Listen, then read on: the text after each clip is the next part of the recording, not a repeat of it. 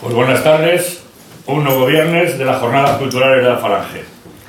Os cuento, el viernes que viene lo vamos a adelantar, lo que se iba a hacer, al jueves día 23 de mayo, a las 8 horas, que cerramos campaña con la coalición ADN. El sitio será el Centro Cultural Buenavista, en la Avenida de los Toreros número 5. El metro más cercano es Diego de León y bueno, está cerca de Francisco Silvela. Tampoco pilla lejos Manuel Becerra. Acordaros, día 23 de mayo, jueves, 20 horas. Cierre de campaña de ADN. A Elena le hace gracia. Ven tú a dar la conferencia.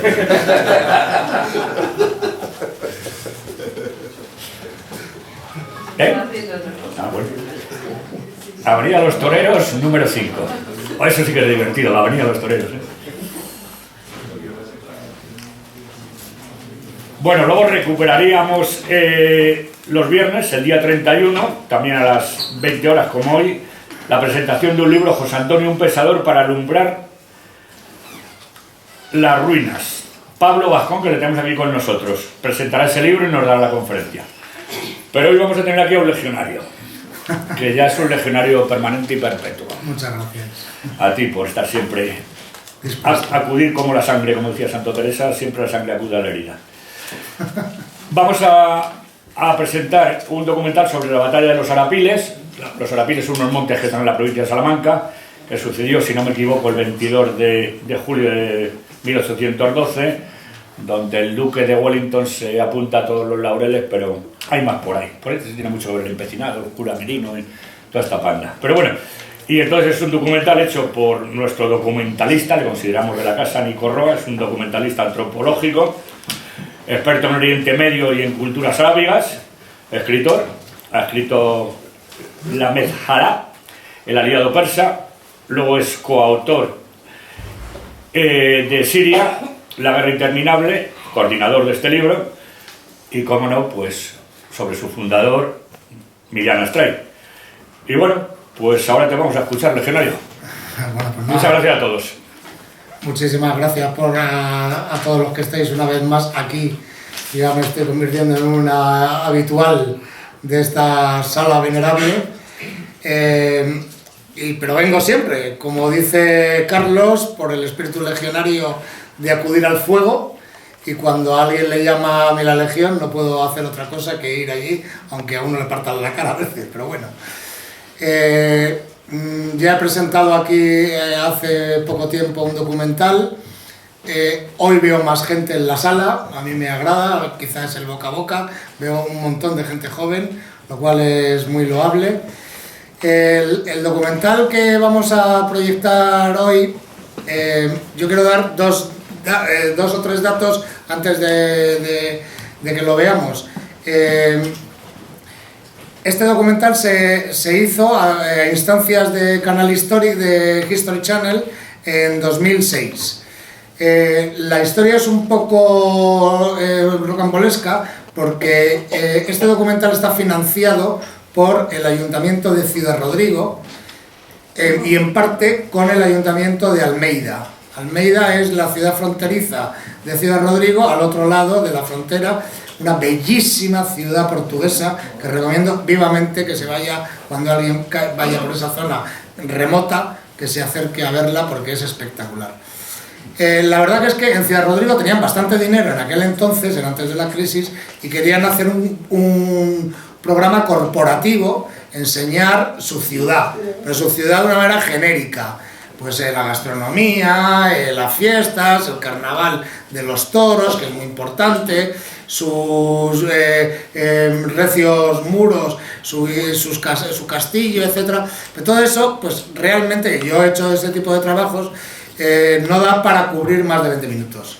Y al final eso lo ve la gente que va a Ciudad Rodrigo y ya lo puede ver de por sí cuando va por allí. Entonces yo les propuse que directamente podíamos hacer una película, es decir, ampliar un poco los fondos y hacer una película sobre el capítulo más sobresaliente de esta interesantísima población salmantina. Y en verdad el capítulo más destacado de la historia de Ciudad Rodrigo tiene que ver con las guerras napoleónicas.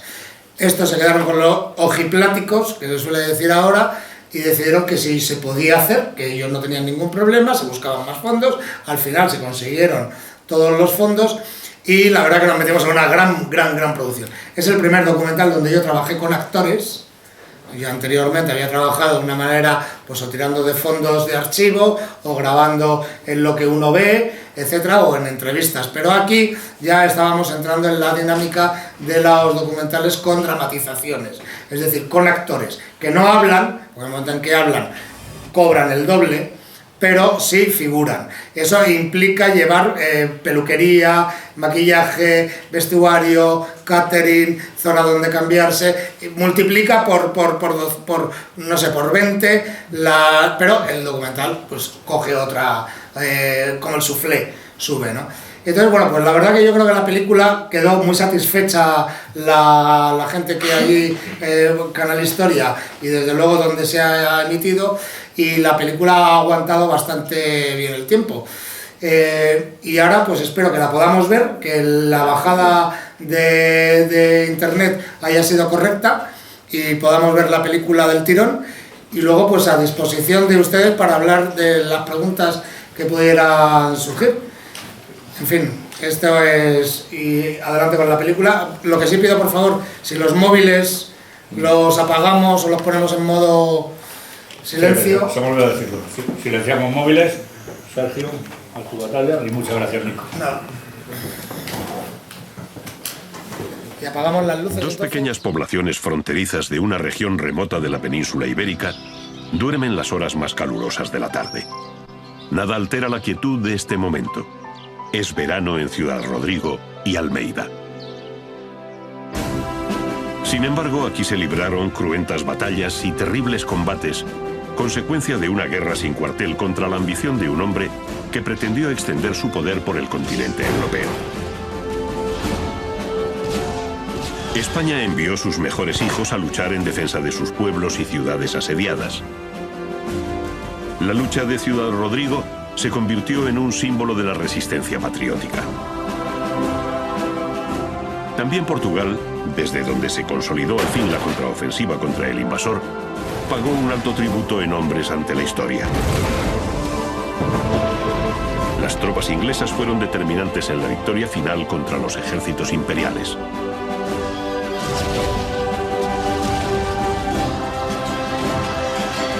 La península ibérica se convirtió durante 7 largos años en un inmenso campo yermo y estéril, arrasado por la desolación de la guerra, la muerte, el hambre y el dolor.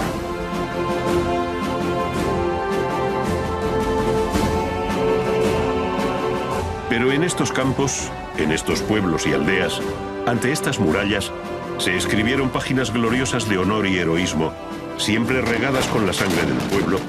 Y probablemente fue aquí donde el emperador Napoleón, aquel gran hombre malo, cometió un primer error fatal.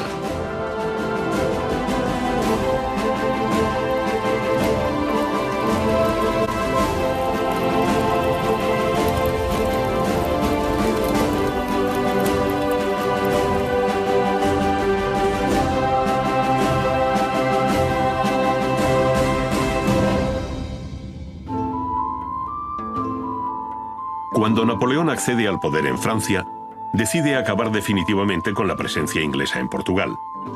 Napoleón se va a servir de Godoy, el valido de Carlos IV, para enviar a España a una guerra contra el país vecino. Las incursiones posteriores de los mariscales Junot y Soult revelan el enorme interés que para el emperador comienza a tener la situación de la península ibérica. En 1810, Napoleón organiza formalmente un gran ejército de invasión que pretende expulsar a los ingleses para siempre del territorio peninsular. Para esta misión, decide confiar el mando a uno de sus más fieles militares, el mariscal André Massena. Massena, triunfador en las campañas de Italia y del asedio austro-ruso de Zúrich, es ya un hombre mayor que vive retirado cuando el emperador le encomienda la misión de capitanear el ejército de Portugal. Sin embargo, la fidelidad que el viejo mariscal siente hacia Napoleón le impide rechazar un cargo tan comprometido.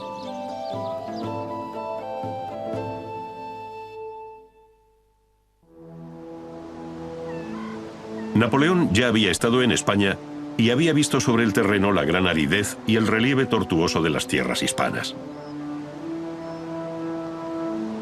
España es un enorme laberinto de sierras ásperas y desfiladeros, con caminos impracticables la mayor parte del año.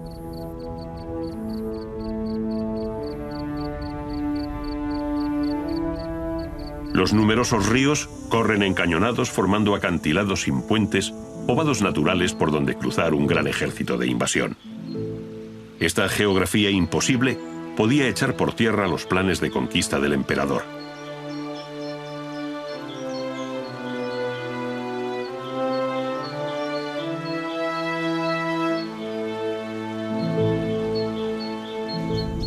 La zona llana por donde se puede penetrar en Portugal es la conocida Raya Seca, los escasos 60 kilómetros que hay entre los Cortados del Duero y la Sierra de Gata. Esta comarca es lisa, con pocos accidentes geográficos y por tanto ideal para el lento avance de un numeroso contingente armado.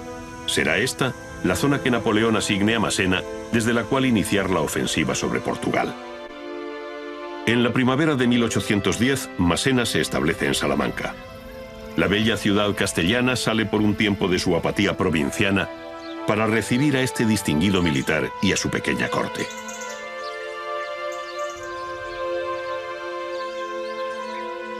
Allí, Massena comienza a estudiar los planes y a dictar las órdenes para poner en movimiento el enorme contingente de soldados, maquinaria bélica y animales que Napoleón ha puesto a su cargo. La tarea es complicada porque hay que cubrir las necesidades diarias en comida y pertrechos de más de 100.000 hombres que se hallan dispersos a lo largo de una gran extensión de terreno en Salamanca y en las provincias limítrofes de Zamora, Valladolid y Toro. En poco tiempo, la cuestión de la intendencia se convierte en el principal problema del ejército invasor.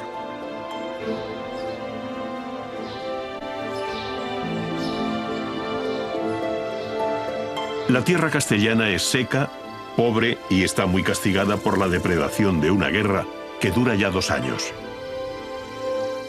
Este campo apenas si da para quien lo cultiva. Por ello, para alimentar a sus hombres, Massena debe hacer requisas forzosas de grano y comida fresca en las poblaciones de todas las provincias vecinas.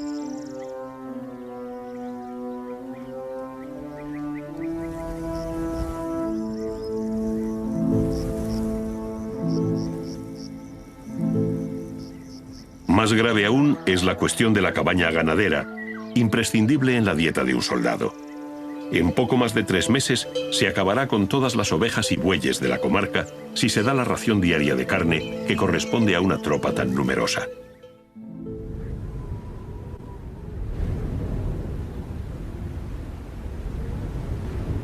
Cuando el ejército invasor de Massena intenta penetrar en Portugal por la Raya Seca, se encuentra con 2 formidables obstáculos que le impiden la marcha: las ciudades amuralladas de Almeida y Ciudad Rodrigo, que junto con el cercano Fuerte de la Concepción componen la línea de fortificaciones de la frontera.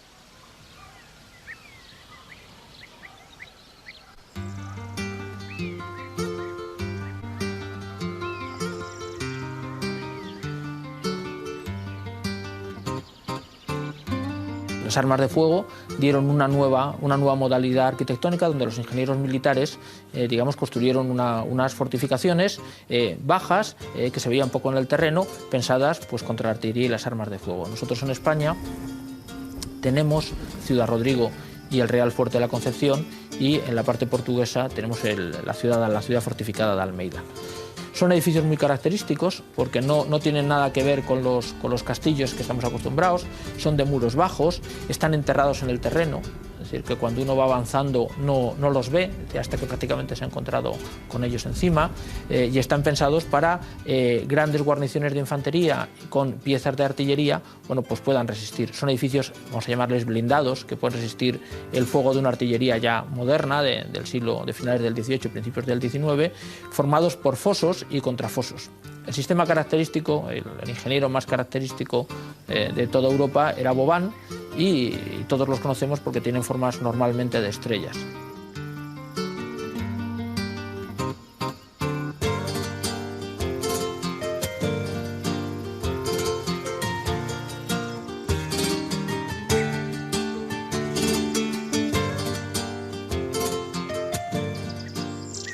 En estas fortificaciones, además de las instalaciones militares, había panadería, tiendas, hospital y cocinas para hacer cómoda la vida cotidiana de la tropa.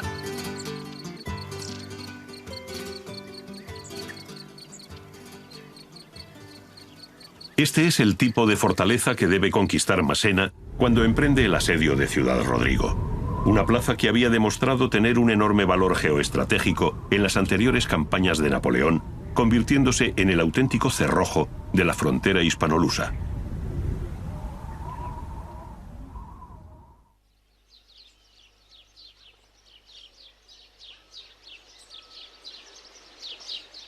Ciudad Rodrigo es la capital insurgente del norte de España, ya que alberga la sede de la Junta Superior de Castilla la Vieja. La ciudad salmantina, con fama de inexpugnable debido a la solidez de sus murallas y al valor de sus habitantes, se ha convertido en un símbolo de la resistencia patriótica.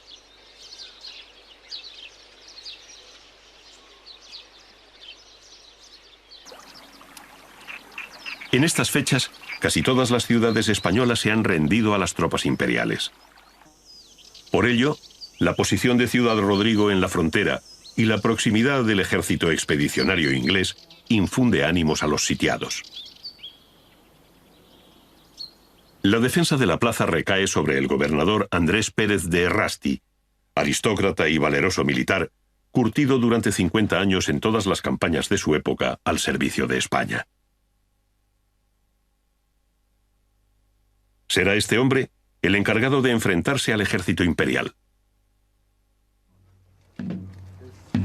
En Ciudad Rodrigo se tiene constancia de que esta vez se enfrentan a un asedio definitivo. Se hace acopio de munición y víveres, se vigila la muralla, se talan las arboledas del río y se derriban los edificios cercanos para hacerlos inservibles al enemigo.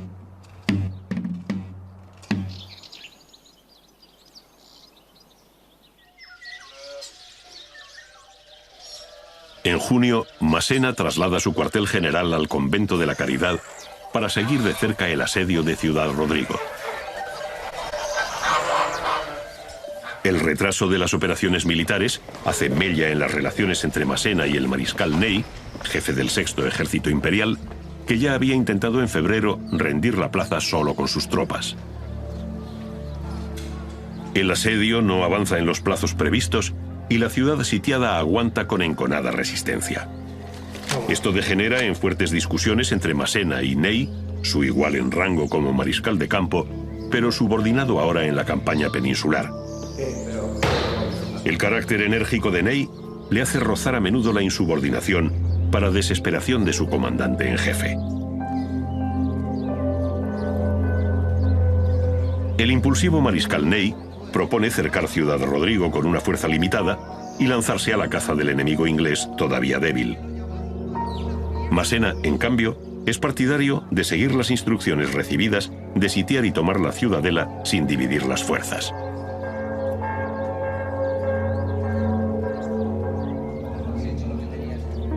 El cerco en torno a Ciudad Rodrigo se cierra definitivamente y comienzan los ingenieros y zapadores franceses, al mando del coronel Balasé, los trabajos de cavado para la aproximación a la muralla de trincheras y túneles para minas.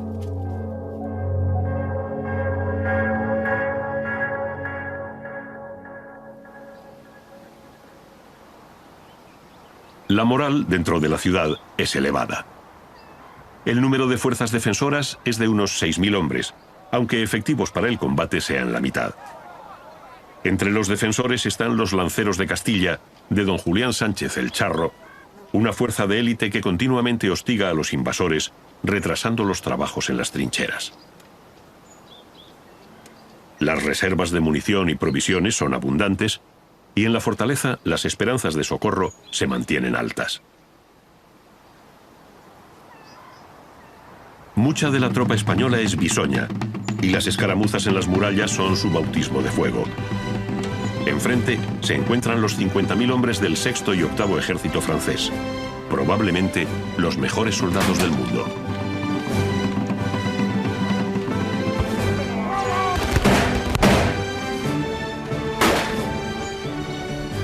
Superando enormes problemas logísticos, al fin llega a Ciudad Rodrigo el tren de artillería francés. El pesado convoy que transporta la munición de diversos calibres para los morteros y cañones. Comienza entonces el bombardeo de la plaza y con él los sufrimientos de la población civil que aguarda esperanzada la ayuda de Wellington.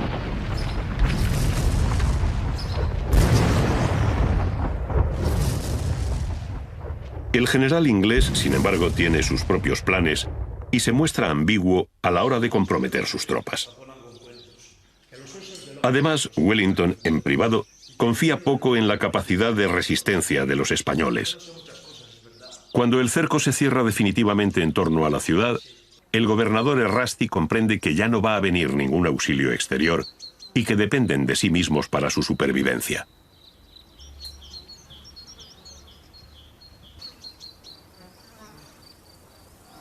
Los lanceros de Castilla de don Julián Sánchez el Charro contribuyen con sus escaramuzas al éxito de la defensa de la ciudad. Las acciones valerosas de este personaje legendario en el sitio de Ciudad Rodrigo le hacen merecer la admiración de sus propios enemigos, aun cuando en la batalla se emplea con arrojo y a menudo de forma expeditiva. El general inglés Robert Craufurd y hasta el mismo Wellington le reconocen con su amistad. El Charro hace continuas salidas de las murallas, atacando repetidamente a un enemigo muy superior. El gobernador Errasti, viendo la inutilidad de una unidad de caballería en una plaza cercada, ordena al Charro que abandone la ciudad. Julián Sánchez, al frente de sus lanceros, emprende una carga y, arrasando las líneas francesas, logra escapar del cerco. Ciudad Rodrigo se dispone a resistir todavía 2 semanas más de terrible asedio. La población de la ciudad acude en masa a la defensa de la plaza, imitando a otras heroicas ciudades como Zaragoza o Gerona. Mientras, las baterías españolas se muestran cada vez más efectivas en sus descargas al enemigo, causándole numerosas bajas. El propio Errasti recorre diariamente los baluartes, inspeccionando el estado de las defensas.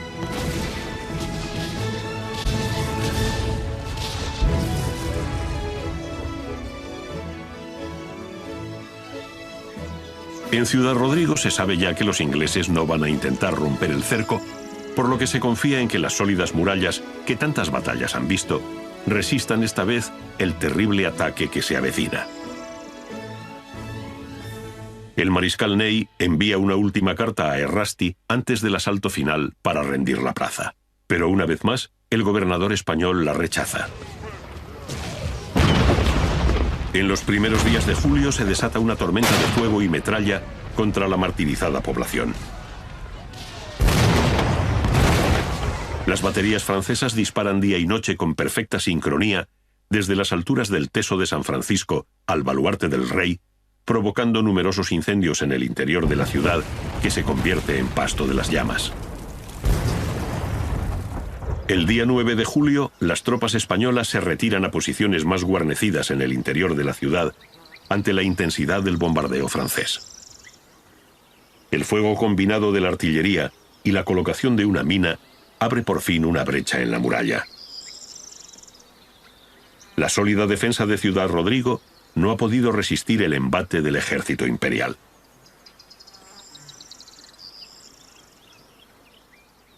En el exterior de la fortaleza forman las unidades que van a realizar el asalto final.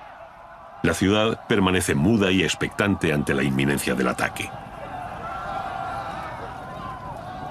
Las unidades de élite francesas, granaderos, cazadores y voltigeurs, se preparan para una lucha mortal casa por casa. Se espera que muchos caigan en el último combate ante las emboscadas del enemigo, pero la gloria de la Legión de Honor y el ansiado botín merecen el esfuerzo.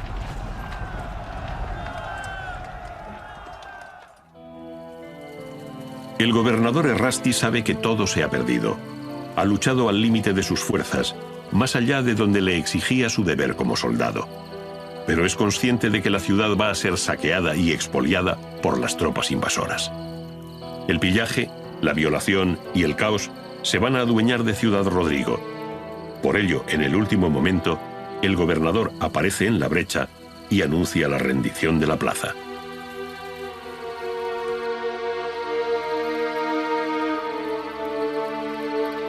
Errasti es conducido en presencia del mariscal Ney, que espera al pie de la muralla. Ambos militares se intercambian los saludos de cortesía. Ney escucha las razones de la capitulación y alaba la gloriosa defensa que han presentado los españoles.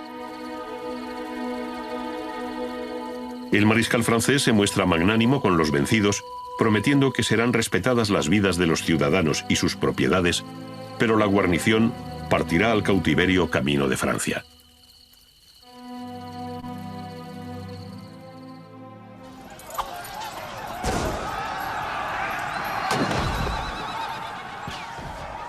Las tropas francesas entran en Ciudad Rodrigo el 10 de julio, tras 3 meses y medio de asedio.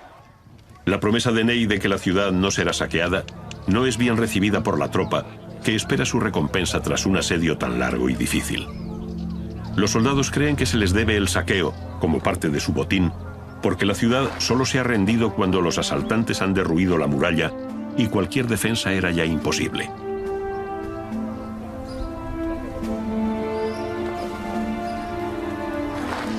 Al fin los franceses son dueños de la plaza, pero para estos soldados, entrenados y curtidos en todos los campos de batalla europeos, la conquista ha sido más dura de lo esperado.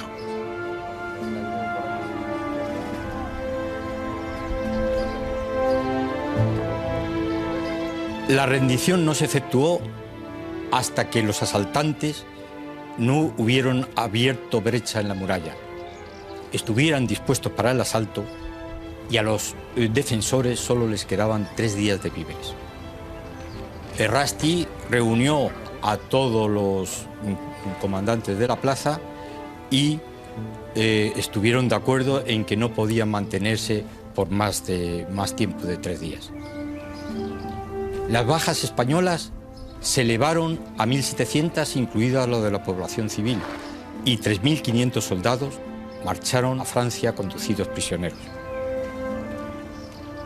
Al entrar en la plaza, los vencedores solo encontraron casas destruidas. Massena ordenó reconstruir la ciudad y ponerla de nuevo en estado de defensa. Para ello, impuso una pesada contribución a los habitantes de 500.000 francos.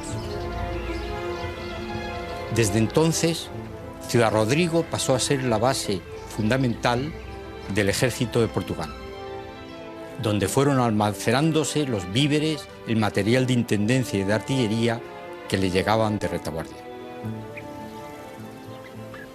La lucha desigual de esta población pronto se convierte en toda España en ejemplo de patriotismo ante el invasor.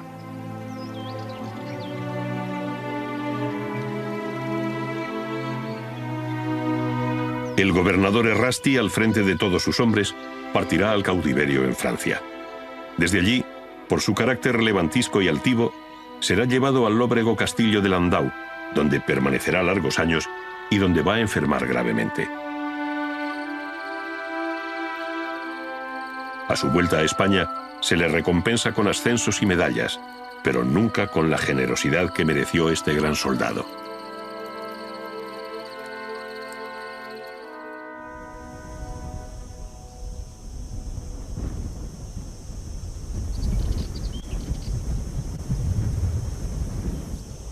Tras la caída de Ciudad Rodrigo, el siguiente objetivo del ejército francés es la población de Almeida.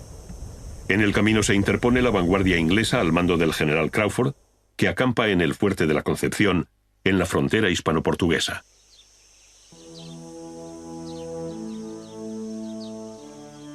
Entrar en España fundamentalmente tenía 2 fortificaciones que cerraban ese camino a la frontera. En primer lugar, justo en la frontera, a escasos 100 metros del río Turones, el Real Fuerte de la Concepción. El Fuerte de la Concepción ya fue pensado precisamente para impedir invasiones y para servir de base de invasión. Los ingleses no eran suficientes para ir dejando guarniciones en el Fuerte de la Concepción. Esto llevó a que Wellington decidiese anular esta fortificación importantísima mediante una voladura. Ordenó al general Crawford, a los ingenieros británicos que la volasen con 6 toneladas de pólvora, y volaron, prácticamente de los 4 rebellines 2, volaron varios lienzos, de tal manera que en un futuro asalto fuese fácil, recuperar la fortaleza. Y cuando los franceses plantean la invasión de Portugal, qué mejor sitio para fortificarse al lado de la frontera que el propio Fuerte de la Concepción, que fue pensado para eso. que Massena tuvo el fuerte de la Concepción como cuartel de una parte de las tropas, mientras que las otras estaban de guarnición en Ciudad Rodrigo.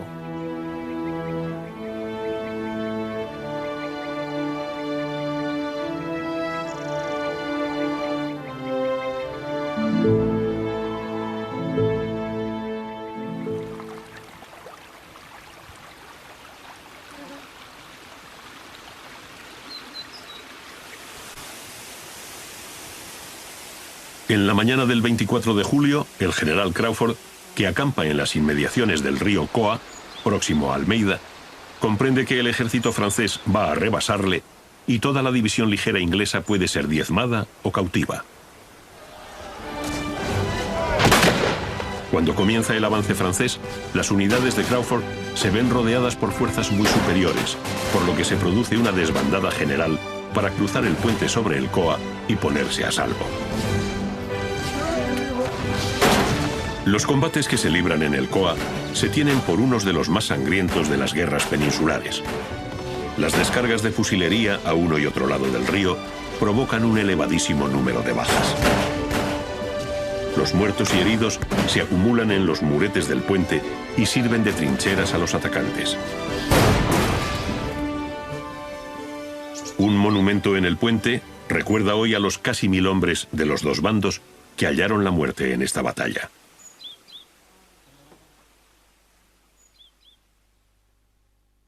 Almeida, la bella población portuguesa conocida como la Estrella de Piedra, a escasos kilómetros de la frontera, se convierte tras la caída de Ciudad Rodrigo en la siguiente pieza del complicado ajedrez que Napoleón mantiene en la península.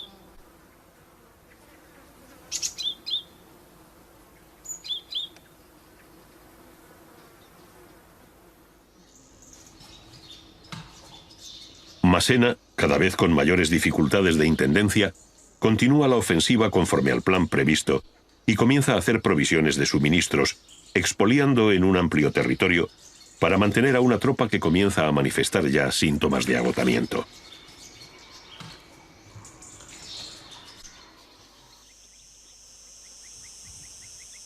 Con sus sólidas murallas, Almeida se ha convertido en una plaza de primer orden en el sistema defensivo inglés. Se espera de ella una enconada defensa ante el invasor para facilitar el reagrupamiento del cuerpo expedicionario inglés. Pero en Almeida se tienen noticias alarmantes de la suerte que ha corrido Ciudad Rodrigo en su defensa.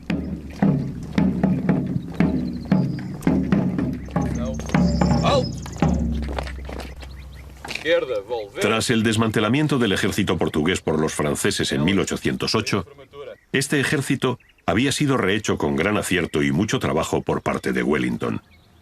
El general inglés había creado unidades con la misma disciplina y moral de combate que el ejército británico.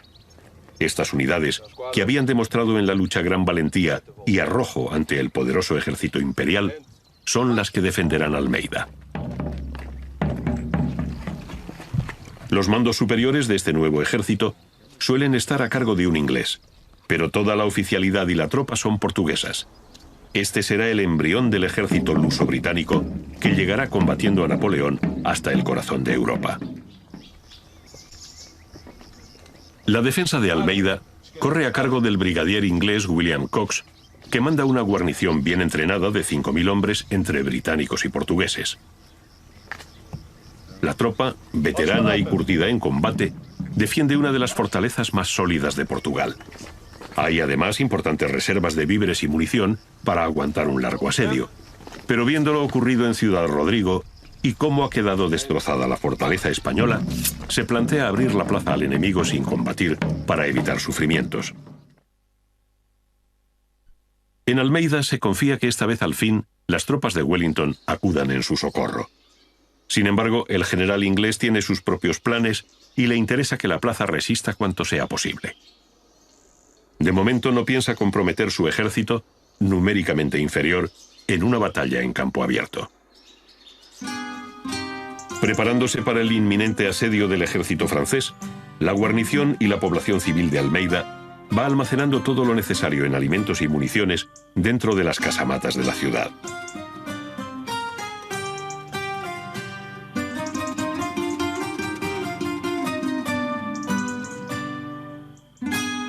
Las casamatas son las cámaras abovedadas subterráneas construidas en los muros de la fortificación, destinadas como cuartel de la tropa y como refugio de la población civil ante un bombardeo. La cubierta exterior es de piedra y tierra batida y hace muy segura la construcción. Estas casamatas tienen pasadizos subterráneos para una evacuación de emergencia, pozos de agua potable, depósitos de grano y canales de ventilación. Son en realidad una ciudad bajo el suelo.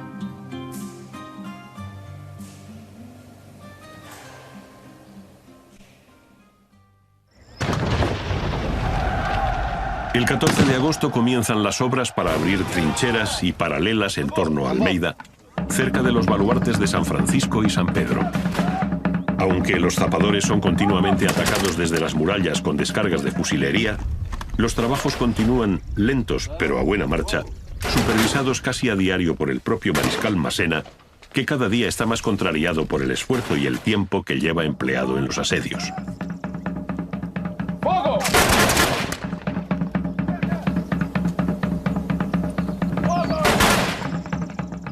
Las trincheras se van abriendo en el duro granito en medio del bombardeo.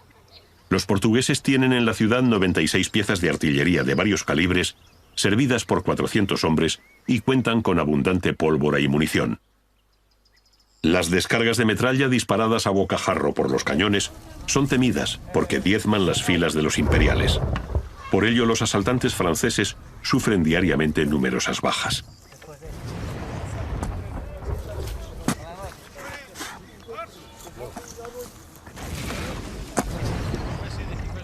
Pero el 25 de agosto los franceses logran instalar todas las baterías en torno a la plaza. En este momento cobra toda su intensidad el duelo de artillería. En la defensa de la ciudad portuguesa se distingue el Regimiento 23 de Infantería. Los cañones de uno y otro bando descargan toda su furia, arrasando las defensas del contrario. Los imperiales arrojan proyectiles incendiarios y pronto se desatan fuegos en el interior de Almeida. Pero un hecho imprevisto va a cambiar el curso de los acontecimientos. El 26 de agosto, una bomba francesa cae en el interior del viejo castillo, donde se encuentra el arsenal central con varias toneladas de explosivos, provocando una descomunal deflagración. El castillo salta por los aires y arrasa la ciudad. Las calles se llenan de cadáveres. Por todas partes se extiende la desolación y la muerte. Al día siguiente, el gobernador Cox decide rendir la plaza. Almeida ha sufrido un durísimo castigo.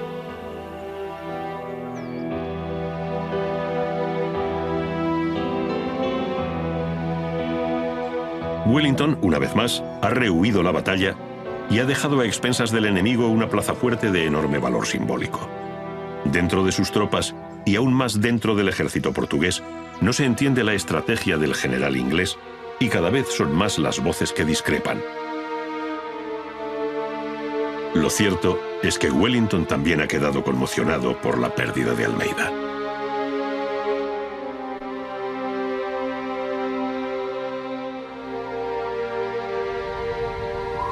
«15 días más tarde, Massena, persiguiendo al ejército inglés, prosigue su avance adentrándose por una de las zonas más pobres y desoladas de Portugal, la Beira Alta.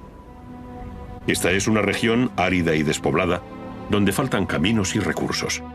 A lo agreste del terreno se añade el hecho de que toda la población rural ha sido desplazada para que los imperiales no puedan abastecerse de comida y leña seca, haciendo así más penoso su avance.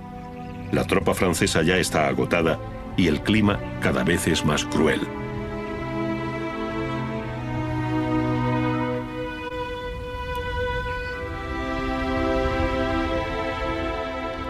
En estas malas condiciones, Massena llega el 27 de septiembre a la sierra de Busaco, donde las tropas de Wellington dominan las alturas. El general británico cuenta con 50.000 hombres y está dispuesto a presentar combate, ya que ahora le beneficia el terreno. La batalla final se resuelve de forma dramática con ataques a la bayoneta. Cuando al final los franceses se retiran hacia Coimbra, han perdido 5.000 hombres por solo 1.200 de los aliados luso-británicos.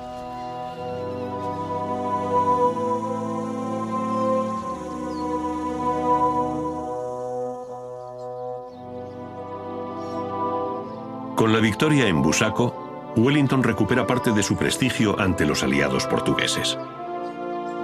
Pero el caudillo británico sigue acosado de cerca por la caballería de Massena, que intenta rodearle. Wellington entonces ordena el repliegue de todas sus fuerzas tras las líneas defensivas que se extienden por la península de Lisboa y que son conocidas como Torres Vedras. Torres Vedras es un gigantesco sistema de fortines y blocaos que se ha construido sobre colinas y cortes naturales a lo largo de 40 kilómetros. Están dispuestas en 3 líneas paralelas que el ejército luso-británico ha erigido en total secreto durante un año, empleando miles de obreros. Massena, ignorante de estas defensas, las inspecciona detenidamente durante meses y comprende al fin que son inexpugnables, que ha perdido un tiempo precioso en los asedios de Ciudad Rodrigo y Almeida. El viejo mariscal emprende la retirada con su ejército al cobijo de Ciudad Rodrigo.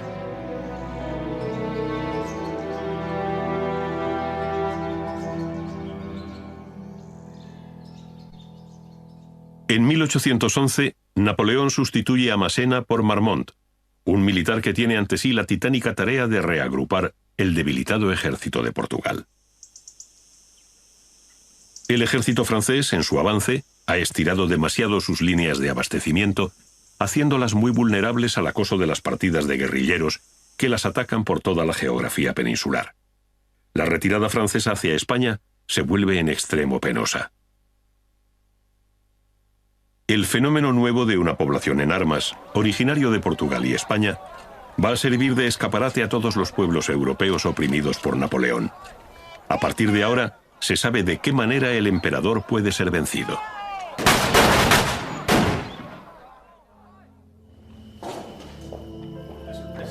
En octubre de 1811 ocurre uno de los hechos más sorprendentes de toda la campaña peninsular, cuando el charro, que pretende hacerse con un rebaño de ganado en poder de los franceses, captura por azar al general Reynaud, comandante en jefe de la plaza de Ciudad Rodrigo, mientras éste pasea tranquilamente por el exterior de la muralla al abrigo de sus cañones.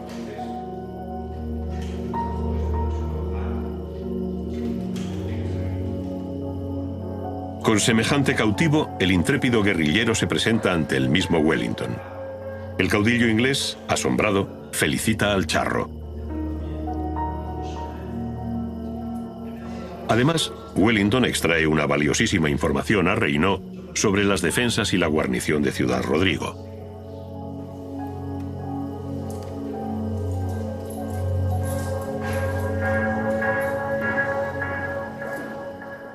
En enero de 1812, Wellington establece su cuartel general en la localidad portuguesa de Freineda.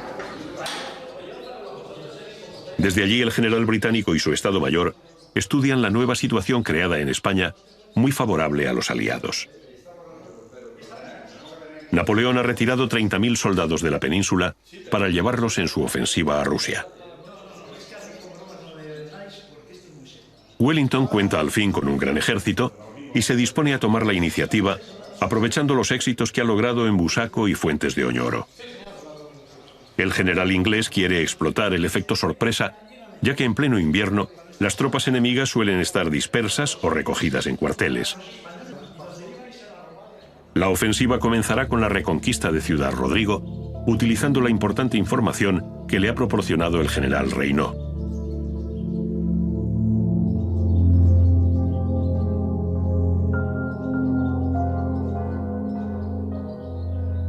Wellington dispone que el ataque comience la noche del 19 de enero, dirigiendo las operaciones el general Picton. El ataque inglés es devastador. En el asalto se distinguen por su arrojo los cazadores portugueses y los Royal Green Jackets del 95 de rifles. Una mina francesa estalla en una poterna de la muralla y causa 150 muertos, pero los aliados ya han entrado en la ciudad y se combate en las calles, casa por casa. El saqueo es inevitable.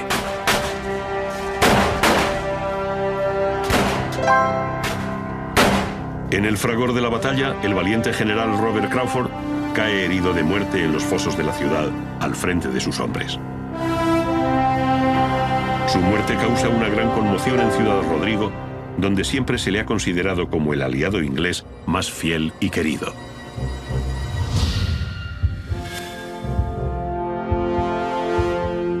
La ofensiva iniciada por Wellington con la toma de Ciudad Rodrigo va a concluir en una última batalla en campo abierto. El objetivo de Wellington era derrotar al ejército imperial de Portugal, mandado a la sazón por el mariscal Marmont. Wellington obligó al ejército de Portugal, que estaba disperso, a repasar el Duero. Pero Marmont había sido reforzado por una división y, sin esperar la ayuda que había solicitado, se dispuso a contraatacar a Wellington. Durante unos kilómetros, el ejército de Wellington y el de Marmont marcharon paralelos, observándose el uno al otro, desde la posición del Guareña hasta Cantalpino. Wellington fue a cubrir Salamanca en la posición de San Cristóbal de la Cuesta. Por su parte, Marmont se dirigió a cruzar el Tormes entre Alba y Huerta.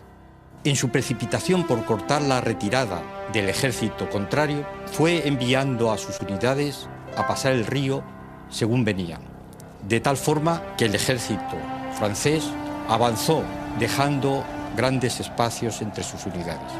Wellington, que había cruzado el Tormes por Salamanca, había dispuesto su ejército entre este punto y el pueblo de Arapiles, pero viendo el error de su adversario, mandó atacar el centro, y la decisiva victoria de Arapiles obligó al rey José a abandonar Madrid por segunda vez y retirarse a Valencia. En ese momento, Wellington manda lanzar un arrollador ataque por sorpresa a la tercera división de Pakenham y a la caballería pesada del general Le Marchand, que entran como una tromba en las filas francesas, sembrando la muerte, el pánico y la confusión. 8 batallones imperiales son arrasados. El mariscal Marmont es herido de gravedad y también su sucesor, así que durante un tiempo crucial los franceses no tienen mando. La desbandada es general. Los hombres intentan, obedeciendo a sus capitanes, recomponer las líneas formando cuadros, pero entonces se vuelven más vulnerables a los disparos certeros de las filas anglo-portuguesas. Al caer la tarde, los franceses comprenden que han perdido la batalla y se retiran, abandonando en el campo a sus heridos, que serán esa noche rematados y expoliados por los lugareños.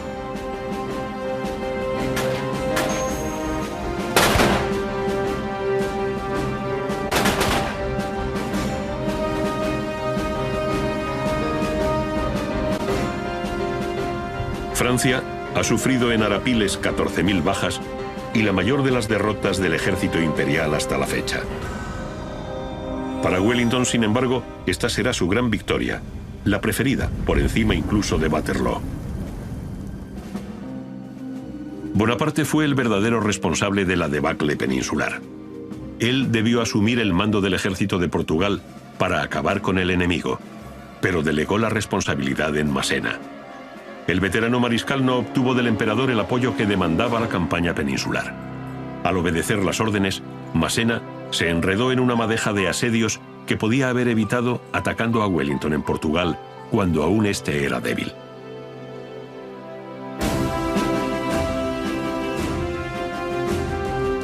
Wellington demostró que su estrategia fue la correcta, a pesar de la incomprensión de los aliados.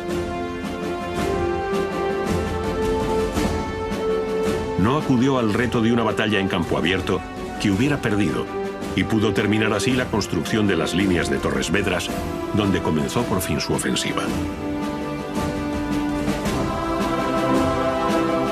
Napoleón llamó a la campaña peninsular su úlcera sangrante. Para su mente de soldado era incomprensible la verdadera naturaleza de la guerra atávica que se estaba desarrollando en Portugal y España. Las triunfantes águilas imperiales, que dominaban todo un continente, comenzaron su ocaso en Ciudad Rodrigo y Almeida, 2 pequeñas poblaciones de una remota región de la península ibérica.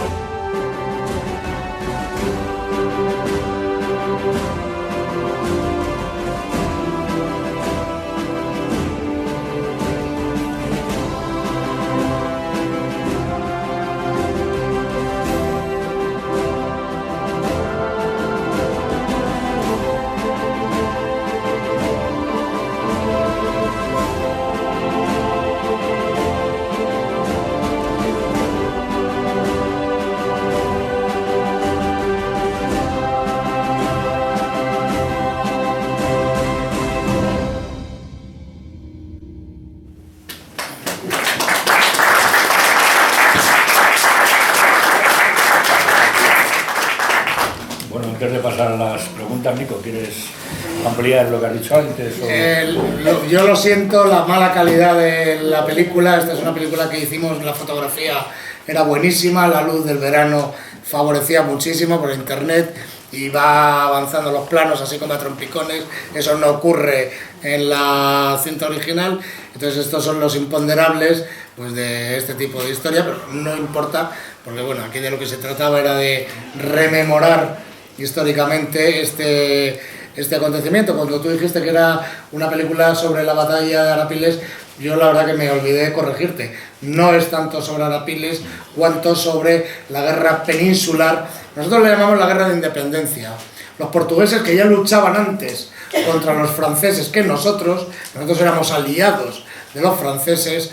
Los portugueses le llaman guerras peninsulares y tiene mucho criterio, porque la guerra contra Napoleón se desarrolló en muchos escenarios, incluyendo Portugal, que se comportó de una manera absolutamente ejemplar, heroica, y que pagó con un alto tributo en vidas, población civil, tropa, etcétera,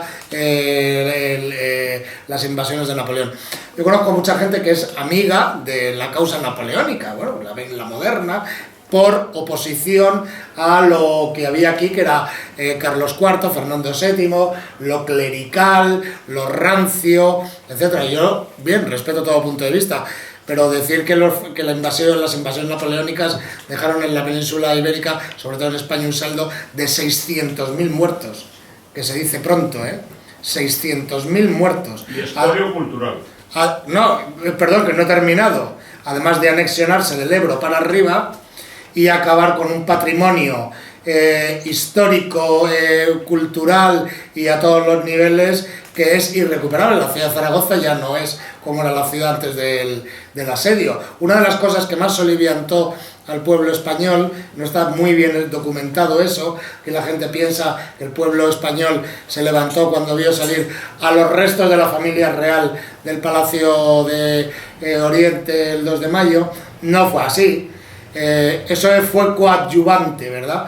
Pero aquí influyó mucho ver que la tropa francesa se instalaba en todos los pueblos, en los conventos, sobre todo en los conventos, en las iglesias, que los utilizaban como muladares. Auténtico muladar es un lugar de mulas, o sea, la caballería, metían ahí el ganado y, por supuesto, ya todos los retablos, tablas, casullas, cálices habían sido expoliados, se habían llevado, etc.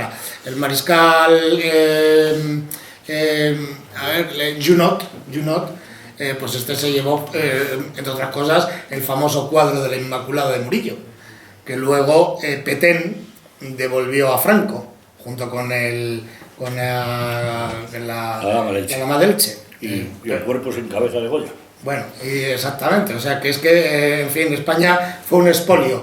Entonces, bueno, yo el tema de esta película quería reivindicar, lo primero, la lucha enconada de una pequeña población en absoluta desigualdad, pero que cometió ahí un error Napoleón de apreciación. Napoleón pasa por ser de los grandes estrategas de la historia, junto con Alejandro, etcétera y tal, y sin embargo, aquí, en concreto, en España, enredándose en la madeja de dos asedios que le entretuvieron tanto tiempo como para que Wellington pudiera recuperarse y tomar la iniciativa, fue definitivo. Yo sé que el personaje los ingleses no son bien queridos en casi todos los aspectos de la historia de España, pero en este caso concreto, aquí los ingleses sí fueron partícipes de la solución en España de acabar con el invasor. Y por cierto, yo creo que la lectura de lo que ocurrió en la entrada de Masena, en la península ibérica, para derrotar al inglés, cuyo único puerto que tenía era Lisboa, porque todo lo demás era el bloqueo continental que impedía a los ingleses comerciar, que estaban al borde de la bancarrota, posibilitó desde Lisboa la reconquista total hasta Waterloo, o sea, hasta Leipzig y luego Waterloo. O sea, esta es un poco la secuencia, o sea, primero Arapiles, luego va la batalla de Vitoria y posteriormente las sucesivas batallas que se van produciendo ya en la gran llanura europea, al estilo como ya le gustaba a Wellington, ¿no? Pero a mí, por ejemplo, yo os traigo una lectura de este hecho histórico, y es que cuando un inglés resiste, hay partido.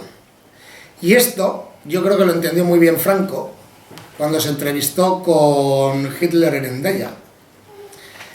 Y pegó un salto de 200 años.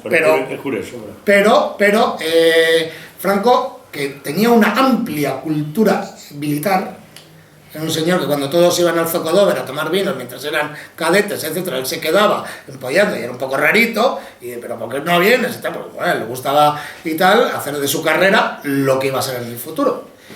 Y este hombre pues tenía mucha cultura militar. Y cuando llegó Hitler y le planteó lo que le planteara, que ahí hay muchas versiones, en la reunión del vagón de Endaya, Franco le debe decir, en el Blitz del verano, la reunión fue, si no me equivoco, el 24 de octubre. Y Franco le debe decir, en el Blitz es el ataque relámpago que se produjo en el verano de 1940, ¿habéis ganado? ¿Sí? No. ¿Sí o no? No. No habéis ganado. La batalla de Inglaterra la habéis perdido.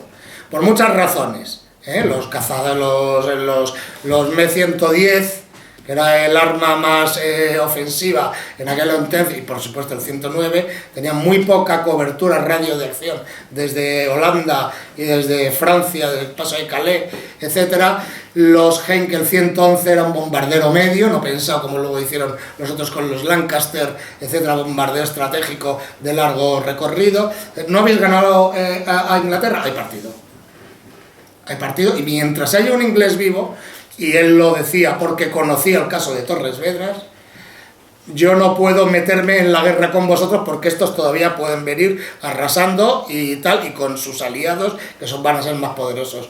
Sí, además, Franco le dijo a un periodista, cuando Churchill aguanta los bombardeos es que sabe que está esperando a los Estados Unidos. Cuando nadie se creía que iban a entrar. A ver, vamos a ver, claro, o sea, los Estados Unidos, ya porque estamos saliéndonos del marco concreto de la historia, Estados Unidos no podía permitir que perdiera Inglaterra porque Inglaterra debía muchísimo dinero a Estados Unidos que le había prestado para soportar la guerra. Es decir, si Inglaterra perdía ya nadie le iba a devolver ese dinero. O sea, es una cuestión casi crematística, ¿verdad? Por poco que nos pueda parecer que los idealismos y tal, aquí al final la cuestión a veces se circunscribe a un tema pecuniario. Bueno, pues aquí hay un tema que me gustaría comentar simplemente. Hay en este documental yo tuve el placer de hacer una de las experiencias más bonitas que he hecho en mi vida, que es volar sobre la ciudad de Almeida. Volamos en globo. Y volamos a 2000 metros, son esos planos aéreos de Ciudad Rodrigo, sobre todo de Almeida, que se ve perfectamente la forma de estrella, fortificación Boban. Y aquí que tenemos un coronel del Ejército del Aire y tal, ya sabemos lo que es algunos volar, pero de verdad, el volar en globo a 2000 metros del aire y estar como en la terraza de tu casa tomándote una cerveza es una experiencia verdaderamente espectacular. Y Vara, si alguien quiere hacer alguna pregunta, y me la sé, con gusto les responderé. Venga, animaros. Y si no hay preguntas, pues bueno, pregunto yo a los que he visto dormidos. Los he visto dormidos. Por favor. A ver. Para la derrota de Napoleón, ¿cuál fue la más determinante? ¿Esta batalla o la de Bailén? No, hombre, esta. Indudablemente. O sea, la de Bailén fue una sorpresa porque era la primera vez que se derrotaba a los franceses. En Bailén. Pero la batalla esa no fue determinante. Vamos a ver, hay una cosa fundamental. Un dragón o un coracero francés era un hombre, por no decir un húsar polaco, que venía de la antigua tradición de los alados polacos, que llevaban unos penachos con plumas. Era un hombre que llevaba una coraza, o sea, sobre todo montaba un caballo entero de una raza alemana enorme. Era un señor entrenado en el combate en campo abierto. Llevaba un sable de caballería, que es un sable pesado, no es una espada de un florete, es un sable pesado. Llevaba 2 pistolas, llevaba una tercerola. La tercerola es una carabina de caballería para poderla disparar con una sola mano. Y luego tenía un entrenamiento. realmente un guerrillero, que era una persona del pueblo, soliviantada por la depredación de su patria, etcétera, con un trabuco, si lo tenías. Trabuco pues es una que se abre así, entonces es para tirar metralla, más o menos, pero para tirar de aquí a ahí. O sea, tú no puedes con un rifle como el que tenían los Royal Green Jackets, ¿verdad? Que es un rifle que tú disparabas a distancia y entonces las formaciones eran encuadrado para disparar, y cuando tú disparabas te desplegabas en línea para recibir menos disparos. Es decir, había todo un sistema que los capitanes sabían dirigir a disparar, entonces concentración de tiro, toda la compañía encuadrado, se apuntaba y todo el fuego salía hacia una sección, pero para recibirlo tú te desplegabas y eso lo sabían hacer, estaban entrenados para hacerlo. Entonces una unidad de caballería francesa era muy, muy invulnerable. Los españoles podíamos hacer poco contra eso, atacábamos en las retaguardias, cuando pues un convoy se iba retirando pues a las últimas unidades, carretas, tal. Ahora eso sí era un goteo, es un poco como lo que fue Vietnam o estas guerras y tal, y ahí pues tú eso no lo podías reponer. Al final los franceses vivían un poco replegados sobre sí mismos, pero nosotros por nosotros mismos nunca hubiéramos podido derrotar a Napoleón. Napoleón se podía haber quedado años.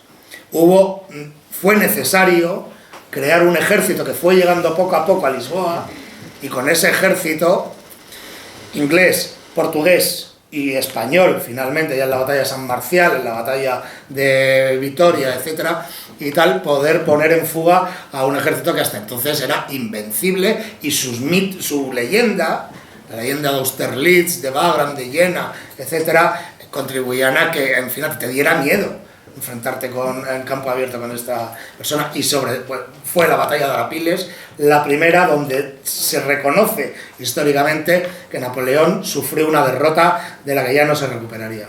Aparte, España no tenía caballería, y de ahí viene lo de las yeguadas militares. Después de la guerra contra el Gabacho, pues el ejército español decidió como un arma en aquel momento vital, que era la caballería. O sea, ese es el origen. Y otra cosa, el famoso general Membrut, el que sustituye el primer, este es el que da origen a la canción de Mambrú se fue a la guerra. Mire usted qué pena. Ese es un ritmo que se hace en la zona de por ahí de las Batuecas y todo ese lado de Salamanca, y le pusieron la letra y lo pronunciaban en vez de francés, que lo pronunció mal yo, pues figuraros en aquella época, y entonces el Mambrú se fue a la guerra, mire usted qué pena. Y ya que ha citado, tiene otra anécdota, y perdona, ya que ha citado la batalla de Vitoria, ahí uno de los que se puso muy contento fue Beethoven, y compuso una marcha que ha pasado hoy día, la de es un muchacho excelente, esa es en honor de Beethoven a las tropas, que ahí no había casi españoles, en Vitoria eran todos portugueses e ingleses, que a menudo saque lo hicieron, ¿eh? Eso ya, pero realmente hay que reconocer que fue así. Nosotros, a ver, otra pregunta, sí. Sí, la pregunta es esta, efectivamente, el ejército español supongo que ya no existía desde que entró Napoleón, por de salir a los oficiales, supongo que no había ejército español. ¿Cómo fue incorporándose los españoles al ejército anglo-portugués? A ver, el ejército español, en la época en la que estamos aliados de Francia, hace tiempo que no es un ejército verdaderamente operativo.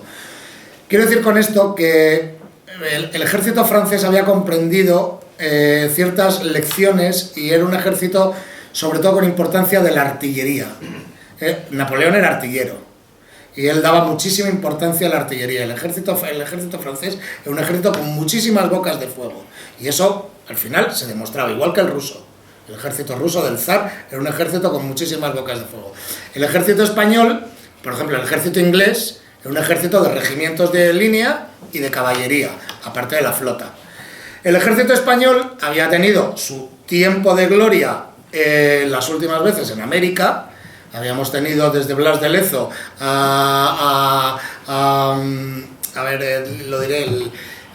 Gálvez, Bernardo Gálvez, la batalla de Pensacola, con la independencia americana, etc. Pero luego España había tenido una serie de contingencias y nos habíamos metido del lado de los franceses y no habíamos sabido recuperarnos. Era un ejército bastante obsoleto, y había demostrado tener valor, como no puede ser de otra manera, en los asedios que tuvieron lugar en la primera parte de la Guerra de Independencia.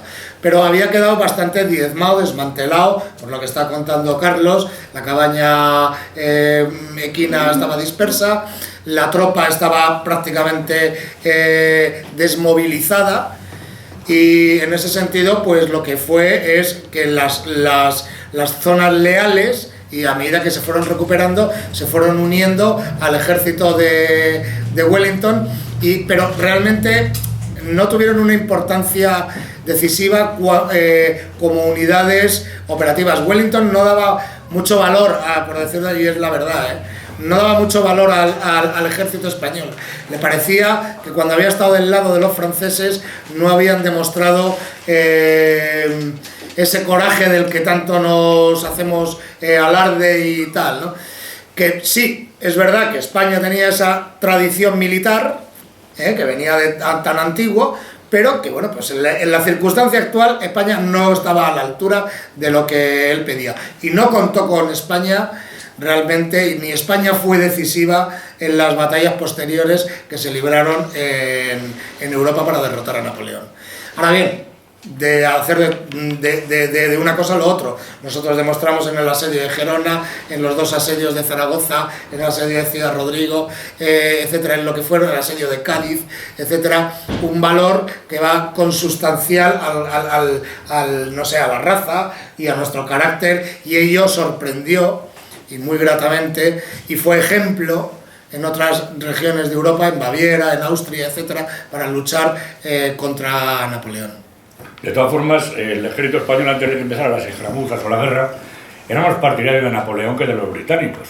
No olvidemos que Wellington estaba preparado con su flota para invadir la ciudad del Mar del Plata, en la provincia de Argentina, o sea, para quedarse con todo el territorio español en América. Entonces, eso aquí se sabía de mala forma porque estaba muy lejos, no había los medios de comunicación, y me parece que era O'Farrell, ¿no?, el capitán general de los ejércitos aquí en España, que era un afrancesado que estaba siempre dispuesto a las órdenes de Napoleón, sí, claro, y por supuesto del rey José I. José, claro. Es que Napoleón, yo también no sé, cuando se habla tanto de Napoleón, del general, no, Napoleón es un hijo de la revolución, vive de las ideas revolucionarias, y luego es un señor que se dedica a poner a su familia, a Jerónimo, a Luis, a José, en los diversos reinos de Europa. Es decir, él pretende crear una dinastía, los napoleónidas y tal, pues uno en Westfalia. No olvidemos que Murat, que estuvo en Madrid, le hizo rey de Nápoles. De Nápoles, exactamente. Luego salió corriendo como no tenía. Estaba casado con su hermana. O sea, le hizo su hermana. Entonces este era un poco, es decir, que yo no lo veo tan un nepotismo escandaloso, y él iba colocando a sus familiares. Yo he venido, quítate tú que me pongo yo, y pongo a los míos. Y los suyos, pues a lo mejor él podía sí tener una clarividencia en algunos aspectos, hizo un código civil, hizo una serie de monumentos memorables, etcétera, pero no por ello todos los hermanos y hermanas tenían que venir con las mismas trazas, ¿no? A ver, aquí, tú. Sí, es una mera cuestión de curiosidad histórica. Ya que has mencionado tú de pasada el tema de la canción esa, que yo tengo en México francesa, ¿no?, el Mambuse fue la guerra. El tema es que, aunque muchos no relacionen que esto es Mambuse fue la guerra, esa música es curiosamente el origen, a través de Beethoven, de lo que cantan tanto para el cumpleaños, ¿no? Es un muchacho excelente, claro. Eso lo he dicho antes. Es debido a que Beethoven, su abuela era española, se interesaba mucho en temas españoles, entonces hizo una composición para la batalla de Victoria, de Wellington, y eso, como lo iban a estrenar en Austria y la marsellesa estaba más visto como revolucionario, entonces para representar a los franceses, igual que en los sitios de Zaragoza, que suena la música que representa a los franceses, suena a los españoles, entonces se le ocurrió poner eso, el Mambuse fue la guerra, y como se lo regaló al rey inglés del momento, pues ahí hizo fortuna. No, pero el Mambuse fue la guerra fue una decisión popular. O sea, mire usted, qué pena, vendrá por la Pascua o por la Navidad. No me veo yo a Beethoven celebrando la Pascua y la Navidad española, la verdad. O sea, no es eso. Tiene que ver por favor, el caballero del fondo que quería hacer una pregunta. Sí, Gracias. Que me parece que me he liado un poco. No sé si bueno, pues... el rey de España en aquel momento no estaba en Francia, que era A ver, claro, Carlos IV abdica en su hijo Fernando y los dos acuden a cita de Napoleón a Bayona, donde se produce la abdicación de Bayona, que es un capítulo absolutamente vergonzoso, y se nombra a José Bonaparte. Esa es la primera constitución española, en realidad, la constitución de Bayona, se hace ahí por orden de Napoleón. Y José Bonaparte, pues que le llamaban Pepe Plazuelas, porque hacía plazuelas, como por ejemplo la de la Plaza de Oriente, que había casas muy viejas adosadas al palacio, él las manda a tirar, pero también le llamaban Pepe Botella. Tenía ahí una querencia el hombre por los caldos y tal, ¿no? Y bueno, pues sí, la verdad que... padre como hijo, como reyes... Sí, no, Carlos IV era un señor que lo que a él le gustaba de verdad, era ponerse un mandil y arreglar relojes. A él le encantaba bajar, bueno, en fin, es una ocupación. Sí, la colección que hay se la debe. Claro, vamos a, oye, yo digo una cosa, de Fernando VII nadie dice nada bueno. No, Fernando VII, alguien tendrá que decir algo bueno. Es el creador del Museo del Prado y además es el gran comprador de obras de arte junto con su padre, pero él lo continúa. Todas las colecciones de los palacios de Aranjuez, de La Granja y del Palacio de Oriente, él es el que compra, él tiene marchantes en Francia, etcétera, y está continuamente comprando. Bueno, algo tendría que tener, aparte que creo que estaba muy bien dotado de otro tipo de cosas. Se lo compraba para él, todavía no existía el... No, bueno, evidentemente, sí, claro, vamos a ver, o sea, era el viejo, en el viejo régimen no había nada del Estado que no fuera del rey. Y el viejo régimen, el último depositario del viejo régimen en España es Fernando VII. O sea, cuando viene y le obligan a tener la Constitución de Cádiz, él dice que vamos, que no le pone constituciones nadie y los mete a todos o al paredón o al exilio o a la cárcel, vamos. Pero bueno. Son verdaderos traidores España, los reyes. Se entregan a Napoleón. Claro, sí, o sea, en el sentido exacto del término, claro, evidentemente. Bueno, pero desde que vinieron de Francia hay pocos que no sean verdaderos traidores a España, de los reyes. Sí, perdona, hay una cosa que yo creo que la parte inglesa también es verdad que hacían auténticas devastaciones de nuestra pequeña y muy incipiente industria, sobre todo en términos terrenos. ¿En términos, perdón?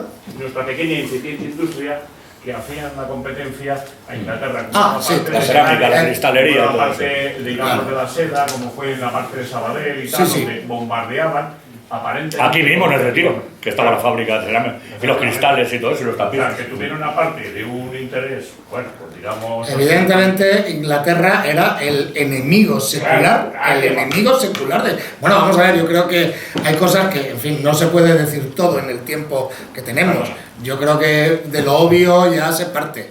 Yo soy totalmente consciente que el enemigo secular de España es desde que la pérfida, desde Roma. Es Inglaterra, vamos, o sea, directamente. O sea, no es Francia. España derrota a Francia una y muchas veces. Pero el enemigo no era Francia, el enemigo era Inglaterra, y eso desde la guerra de los 30 años, las guerras en las colonias, o sea, la guerra de los 30 años. La guerra de 1618 a 1648, para muchos autores e historiadores, quiero decir, mejor dicho, es la Primera Guerra Mundial.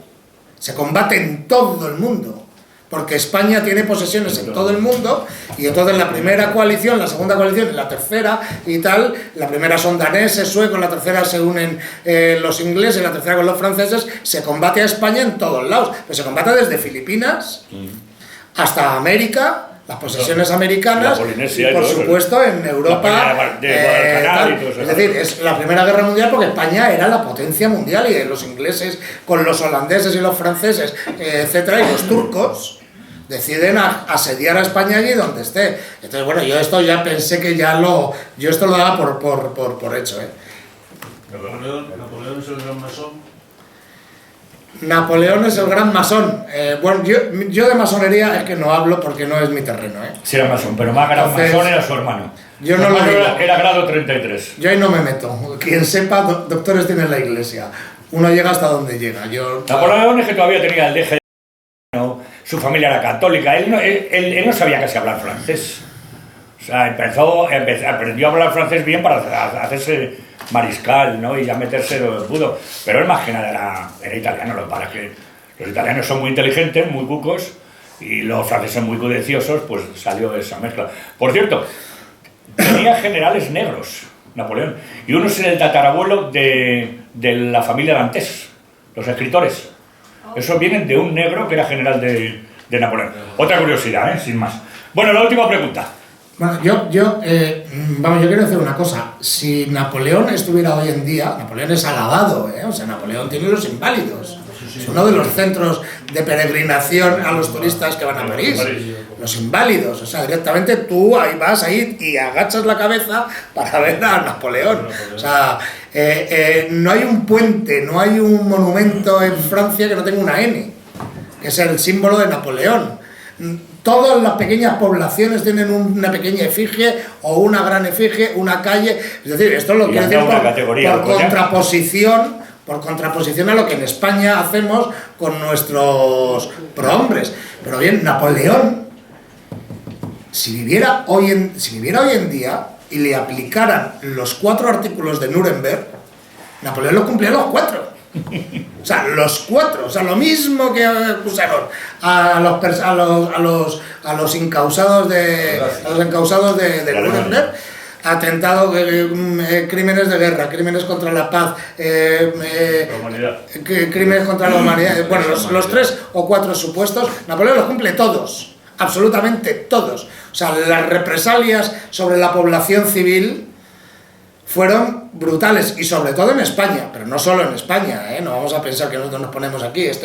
Lo hizo a lo largo de todos los sitios donde al final se tenían que ir retirando, y la soldadesca entraba, expoliaba, conspiró contra la paz, creó crímenes de guerra. Es decir, que Napoleón hoy en día sería un criminal de guerra al uso, pero sin embargo en Francia, oye, pues chicos, le tienen los franceses con tanto orgullo, y le tienen, en fin, yo no sé si esto es bueno, es malo, es encomiable o medio pensionista. Además está prohibido bajo severo castigo poner el nombre de Napoleón a los animales.